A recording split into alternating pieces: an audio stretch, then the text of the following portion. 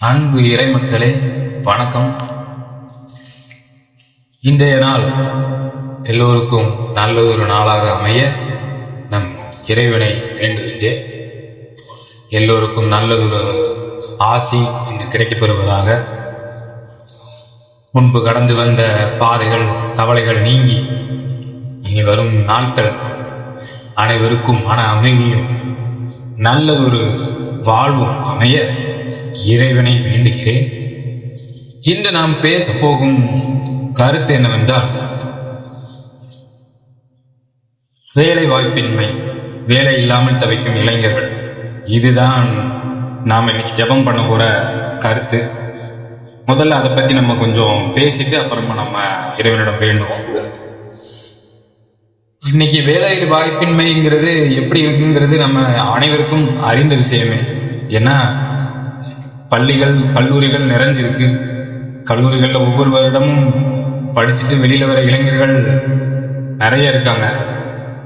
வேலைவாய்ப்பை தேடி வேலை கிடைக்காம கஷ்டப்பட்டுக்கிட்டு ரொம்ப கஷ்டப்படுறாங்க. இப்போ நம்ம தமிழ்நாட்டோட பொருளாதார நிலைமையும் நமக்கு தெரியும். அங்கே ஒரு சராசரியா ஒரு பையன் தனியாக சம்பாதிச்சு அங்கே சென்னையில் வாழணும் அப்படின்னா, ஒரு சிட்டிக்குள்ள வாழணும் அப்படின்னாலே அவனோட தேவைகள் குறைஞ்சபட்சம் ஒரு 15,000க்கு மேலே இருந்தால் தான் அவனால் தனியாக ஒரு ரூம், ஒரு வாடகை கொடுத்து எடுத்து தங்கி வேலை பார்க்க முடியும். அப்படி ஒரு நிலைமை தான்.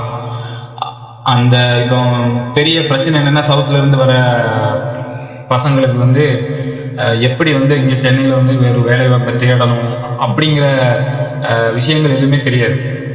ஒரு ஒரு சோகமான உண்மை என்னென்னா, நம்ம தமிழ்நாட்டில் நிறைய கல்லூரிகளில் நிறைய கல்விகள், அதாவது எப்படி சொல்றது, சொல்லி கொடுக்குறாங்க. ஆனால் சொல்லி கொடுக்கறதுல ரியாலிட்டி, நம்மளோட ப்ராக்டிக்கல் லைஃப் உதவுமான்னு பார்த்தீங்கன்னா பெரும்பாலும் 0 தான். ஏன்னா ஒரு கல்லூரி படிச்சுட்டு ஒரு டிகிரி முடிச்சுட்டு வெளியில வர ஒரு பையனுக்கு அவன் ரெஸ்யூம் ரெடி பண்ற விஷயங்கள் கூட தெரியாம தான் வெளியில வர்றாங்க. இப்போ நோம டெக்னாலஜி வந்திருக்கு. அப்படி இருந்தாலுமே, மொபைல் நிறைய கைக்கு வந்தாலுமே, ஒரு எப்படி போயிட்டு ஒரு ஜாபை அப்ரோச் பண்ணணும், எப்படி நம்ம ஒரு சர்டிஃபிகேஷன் கோர்ஸை நம்ம படிக்கிறதுக்கு தேர்ந்தெடுக்கணும். படிக்கும் போதே எப்படி நம்ம ஒரு வெள்ளைக்காரங்க என்ன பண்ணுவாங்கன்னா, படிச்சுட்டு இருக்கும்போதே சைடில் அவங்க நிறைய சர்டிஃபிகேஷன் கோர்ஸ், அதாவது மாஸ்டர் லெவலில் படிக்கிற கோர்சஸ்லாம் காலேஜ் படிக்கிற அந்த 4 வருஷ டிகிரியோடவே சேர்த்து சைடில் படித்து முடிச்சிருவாங்க. ஸோ அவங்க ஒன்ஸு படித்து முடிச்சுட்டு வெளியில் வரப்போவே அவங்க ப்ளஸ் டிகிரி ப்ளஸ் இந்த மாதிரி மாஸ்டர் சர்டிஃபிகேஷன்ஸோடு அவங்க டைரெக்டாகவே ஒரு பிஸ்னஸ் டெவலப் பண்ணுற அப்ரோச்சில் தான் ஒரு ஜாபே தேடுவாங்க. ஆனால் நம்ம என்ன படிச்சுட்டு வர்றோம், பாஸ் பண்ணணும், மார்க் எடுக்கணும் அப்படின்னு படிச்சுட்டு வெளியில் வரோம். எல்லாரும் நான் தப்பு சொல்ல மாட்டேன். நிறைய பேரண்ட்ஸ் நல்ல பிள்ளைங்களை கரெக்டாக கைட் பண்ணி அவங்களுக்கு கரெக்டான வழிகாட்டுதல்களை கொடுத்துறாங்க. நல்லா படித்த பேரண்ட்ஸ், நல்ல இதை பற்றி விவரங்கள் தெரிஞ்ச பேரண்ட்ஸ். ஆனால் பெரும்பாலும் சவுத்தில் இருக்கிற மக்கள் என்ன தொழில் பார்ப்பாங்க, அங்கங்கே இருக்க ஊரோட வேலைகளை தான் பார்ப்பாங்க. விவசாயம் பார்ப்பாங்க, இல்லை அந்த ஊர் சார்ந்த வேலைகளை தான் பார்ப்பாங்க.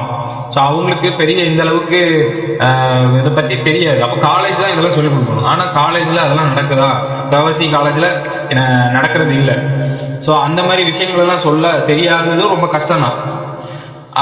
அதனால இப்போ இளைஞர்களும் வெளியில நிறைய பேர் என்னன்னா, வந்த உடனே எனக்கு கிடைக்கிற ஜாப் ஒரு பெரிய ஜாப் தான் கிடைக்கணும் அப்படிங்கிற மாதிரி வெயிட் பண்ணியே நிறைய நாள் வேஸ்ட் பண்ணிடுறாங்க. அதுவும் பேரண்ட்ஸுக்கு பெரிய கஷ்டமா இருக்கு, துயரமா இருக்கு. சில கொஞ்சம் பணம் வசதி இருக்கிற பெற்றோர்களால் அதை சமாளிக்க முடியும். வசதி இல்லாத பெற்றோர்களால் படிக்கவும் வச்சுட்டு அவங்க ரொம்ப வெளியே சொல்ல முடியாத கஷ்டப்படுவாங்க. பிள்ளைங்கள்ட்ட எடுத்து சொன்னாலும் அது பிள்ளைங்களுக்கு அந்த வயசு புரியிற வயசு இல்லை. ஸோ இப்படி நிறைய சிக்கல்கள் இருக்கு. இது மட்டும்தான் பிரச்சனையான்னு கேட்டால், இது தனி மனிதனா ஒரு வேலையை தேடுறதுக்கு ஒரு குடும்பத்தோட ஆதரவு எவ்வளோ தேவை, அந்த ஒரு கல்லூரி எவ்வளோ தேவை, சப்போர்ட் பண்ணணும் அப்படிங்கிறத நம்ம இப்போ பேசிட்டோம். ஆனால் நம்ம வேலை வாய்ப்பான்னு பார்க்கும்போது நம்ம கவர்மெண்ட் சைட்லேருந்து எவ்வளோ வேலை வாய்ப்பு கிரியேட் பண்ணியிருக்காங்கன்னு கேட்டால் அதுவும் கம்மி தான். ஏன்னா ஏற்கனவே இருக்கிற கவர்மெண்ட் பொசிஷன்ஸை தான்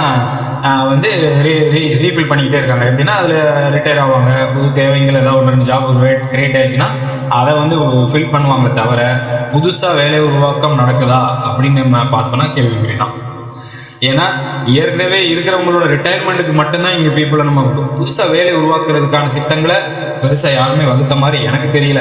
ஏன் சொல்றேன்னா 5 வருஷம் ஆட்சி பண்ணணும், அந்த ஆட்சியில எவ்வளவு பண்ண முடியுமோ அதை தான் பண்றாங்க. ஆனா ஒரு தொலைநோக்கு பார்வை யாருக்குமே வகுத்து திட்டங்கள் பெருசா போடப்படுதான்னு கேட்டா அது சதவீதம் ரொம்ப குறைவுதான். எப்படின்னா வேலை வாய்ப்பு உருவாக்குற தலைவர்கள் தான் நமக்கு தேவை. இருக்கிற வேலையை மறுபடியும் ஃபில் பண்ணிக்கிட்டே இருக்கிற வேலை வாய்ப்பு. இவ்வளவு இளைஞர்கள் படிச்சுட்டு ஒரு வருஷம் வெளியில வராங்கன்னா அதுக்கு தகுந்தாற் போல வேலை வாய்ப்புகளை நிறைய உருவாக்கணும். அந்த உருவாக்குற தலைவர்கள் தான் நமக்கு இப்போ தேவைப்படுறாங்க. வேலை வாய்ப்பை உருவாக்கணுமே.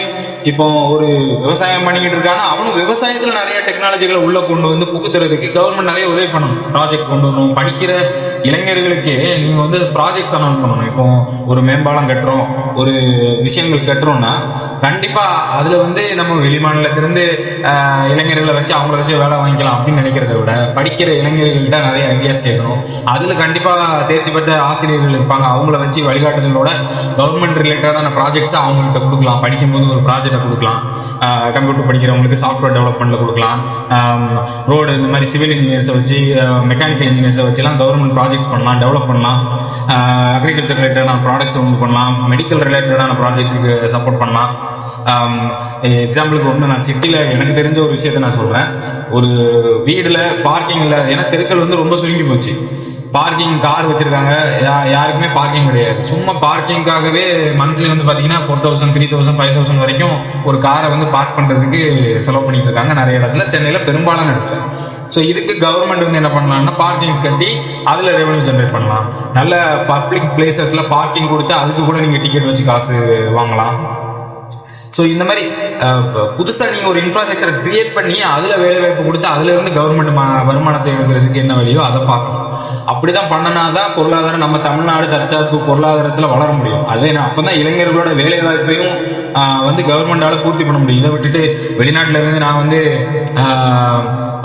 முதலீடுகளை இழுக்கிறேன்னு சொல்லிட்டு நீங்க கொண்டு வரலாம், திட்டங்களை ஆரம்பிக்கலாம். அதுல லாபம் அடைகிறது சொற்பம் தான். ஒரு 1000 பேர் 2000 பேர் தான் அவங்களால லாபம் அடையும். மொத்தமா படிச்சுட்டு இருக்கிற இளைஞர்கள், அதனாலதான் எல்லாரும் வெளிநாடுகளுக்கு வாய்ப்புகள் தேடி ஓட வேண்டிய கட்டாயங்கள் வருது.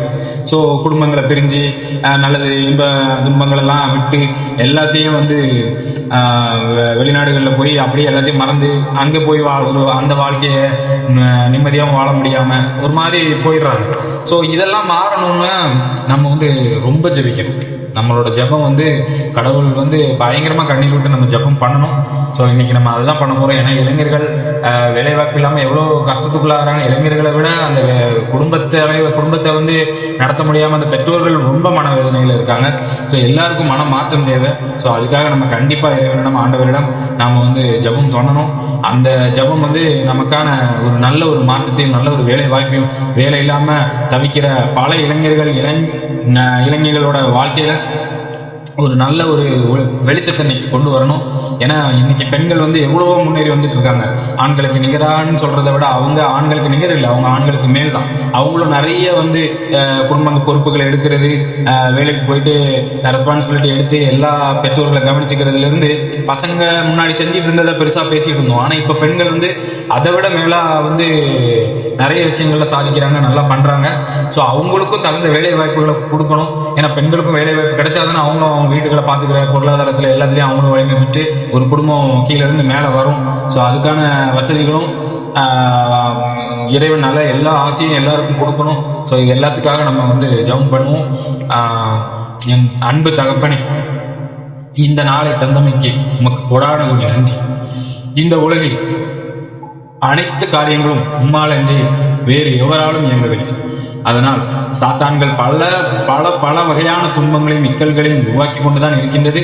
அதையும் சமாளித்து நாங்கள் இந்த உலகத்தில் வாழ்ந்து கொண்டிருக்கிறோம் என்றால் அது உம்முடைய கருணையே. கருணை நிறைந்த இறைவா, உம்மை இன்று நாங்கள் மண்டாடி கேட்டு ஜபிக்க போது வேலை வாய்ப்பு வேண்டும். ஸோ வேலையின்மை நீங்க வேண்டும், வேலை வாய்ப்பு பெருக வேண்டும். இளைஞர்கள் எண்ணிலடங்கா கவலைகளோடு படித்து முடிச்சு படிப்புக்கு ஏற்றாற்போல் வேலை அமையாமல் ஏதோ ஒரு கஷ்டமான துன்பமான வேலையை பார்த்து கொண்டு மனசளிப்பில் குடும்ப பொறுப்பில் பாரத்து அந்த கஷ்டங்களை அனுபவித்து வெளியில் சொல்ல முடியாத துயரங்களை, சொந்தக்காரங்கள் உற்றார் உறவினர்கள் செய்யும் கேலிகளை, ஏன் படித்துவிட்டு இந்த வேலை செய்கிறாய், ஏன் படித்துவிட்டு அந்த வேலை செய்கிறாய் என்று ஏளனம் செய்து கொண்டிருக்கிறார்கள். அதையும் சலித்துக் கொண்டு இளைஞர்கள் வாழ்ந்து கொண்டிருக்கிறார்கள். அது மட்டுமா இவ்வளவு சம்பளம் தான் வாங்குகிறாயா என்று ஏளனம், பெண் கொடுக்க மாட்டேங்கிறார்கள், பெண் எடுக்க மாட்டேங்கிறார்கள், இப்படி பல வகையான துன்பங்களை சந்தித்து கொண்டிருக்கிறார்கள். பெற்றோர்கள் இளைஞர்களிடம் வேலைக்கு போ, சம்பாதி, ஏன் இந்த வேலை செய்கிறாய் என்று சொல்லவும் முடியாமல் அவர்களும் அவர் பிள்ளைகளிடம் மன வேதனைகளை பகிர்ந்து கொண்டு வெகு கஷ்டமான நிலைமையில் வாழ்ந்து கொண்டிருக்கிறார்கள். இறைவா, இந்த நிலை மாற வேண்டும். இளைஞர்களுக்கான வேலை வாய்ப்புகள் உருவாக வேண்டும். அதற்கான நல்ல ஒரு தாரமே அமைய வேண்டும். அரசாங்கம் அமைய வேண்டும். அவர்களது மாற்றம் வர வேண்டும். இருக்கிற அரசாங்கத்துக்கும் மனமாற்றம் நிகழ வேண்டும். எல்லோருக்கும் வேலை வாய்ப்பினை உருவாக்க வேண்டும். உருவாக்கி பல்கி பெருக்கி அனைவருக்குமான வேலை வாய்ப்பை கொடுத்தாலே அனைத்து பிரச்சனைகளும் ஒரு தீர்வாக மாறும். இறைவா, அதற்காக உண்மை கெஞ்சி மன்றாடுகிறோம். நாங்கள் எல்லாம் பெரும் பாவிகள், பெரும் பாவத்தை செய்து கொண்டிருக்கிறோம். எங்களை மன்னித்து எங்களுக்கான ஆசையை நீமே கொடுக்க வேண்டும். இந்த உலகம் உங்களுக்கானது இறைவா. இந்த உலகத்தின் பிள்ளைகள் எல்லோரும் பிள்ளைகள் இறைவா. வேலை இல்லாமல் பல துயரங்களை இளைஞர்கள் சந்தித்துக் கொண்டிருக்கிறார்கள். இளம் பெண்கள் சந்தித்துக் கொண்டிருக்கிறார்கள். அவர்களுக்கான வேலை வாய்ப்பு, அவர்களுக்கான சரியான வேலை வாய்ப்பு கிடைத்தாலே அவர்களது வாழ்க்கை, பொருளாதாரம், அவர்களது குடும்பத்து பொருளாதாரம் அனைத்தும் நிறைவேறும். இறைவா, அவர்களை நீதாமே கண்ணோக்கி இந்த நாள் இந்த ஜபத்தை கேட்டுக் கொண்டிருக்கும் ஒவ்வொரு வேலை தேடும் இளைஞர்களுக்கும் இளம் பெண்களுக்கும் இந்த நாள் நல்லதொரு ஆசீர்வாதமாக அமைய வேண்டும். இறைவா, நீதாமே உமது கரத்தை அவர்கள் தலையில் வைத்து அவர்களது கஷ்டங்களை நஷ்டங்களை கேட்டு அறிந்து அவர்கள் கண்ணீரோடு ஜெபம் செய்யும் அனைத்து விஷயங்களிலும் நீ தாமே ஆசி வழங்குவீராக. எம் இறைவா, உண்மை நாமே நம்பியிருக்கிறோம். எம் ஆண்டவரே இயேசு கிறிஸ்துவே, நீங்களே இந்த பிள்ளைகளை சரியான முறையில் வழி நடத்தி அவர்களுக்கு சரியான கல்வி முறைகளை கிடைக்க செய்யப்பட வேண்டும். ஆண்டவரே, கல்வி நிலையங்களில் கரெக்டான வகுப்புகளை, கரெக்டான நேர்த்தியான வகுப்புகளை, வேலை எவ்வாறு தேட வேண்டும், வேலை எப்படி அப்ளை செய்ய வேண்டும் என்பது போன்ற பல விஷயங்களை படிக்கிறதுக்கு முன்பாகவே தெரிந்து கொள்வதற்கான வசதிகளை செய்வதற்கான அருளை அவர்களுக்கு வழங்க வேண்டும். இறைவா, ஞானத்தை கொடுக்க வேண்டும். இறைவா, அதே போல படிக்கின்ற இளைஞர்கள் படிக்கும் போதே நல்லதாக சர்டிபிகேஷன்ஸ், தேவையான சர்டிபிகேஷன்களை படித்து அனுபவங்களை பெருக்கிக் கொள்ள வேண்டும். அதற்கான உந்துதல்களையும் நீர் தாமே வழங்க வேண்டும். அதுபோக படித்து கொண்டு இன்னும் 4-5 வருடங்கள் கடந்தும் ஐயோ நல்ல வேலை கிடைக்கவில்லையே, நல்லதொரு வேலை கிடைக்கவில்லையே என்று ஏங்கி தவிக்கும் எண்ணற்ற இளைஞர்கள் இருக்கிறார்கள். அவர்களை எல்லாரும் மன வழியோடு தினம் தினம் கடந்து செல்கிறார்கள். இறைவா, அவர்களது கண்ணீர்களுக்கு பதில் கிடைக்க வேண்டும். இந்த ஜபம் வாயிலாக ஆண்டவரே உமது பிரசன்னம் இறங்கி அவர்கள் அவர்களுக்கான நல்லதொரு மாற்றம், நல்லதொரு தொடக்கமாக அவர்களுக்கு வேலை வாய்ப்பு கிடைத்து அவர்களும் வாழ்வில் செழித்து மதிப்புமிக்க இளைஞர்களாக, இளம் பெண்களாக இந்த தமிழகத்தில் நல்லதொரு தலை நிமிர்ந்து, நான் தமிழகம் மட்டும் என்று சொல்லவில்லை, உலகமெங்கும் இருக்கும் அனைத்து இளைஞர்களும் வேலை தேடிக்கொண்டிருக்கும் அனைவரும், இந்த ஜபம் கேட்கும் அனைவரும், தமிழ் பிள்ளைகள் அனைவரும் இன்றே உமது ஆட்சியை பெறுவார்களாக. ஆசி அவர்களது நெஞ்சில் இறங்கி இன்றே அவர்களுக்கான புது மாற்றம், அரசியல் தலைவர்கள் மனதிலும் மாற்றம் அனைத்தும் இந்த வருடம் எல்லாம் தலைகீழாய் மாற்றுவீராக. உண்மை நாமே கெஞ்சி மன்றாடுகிறேன் அன்பு தகப்பனே.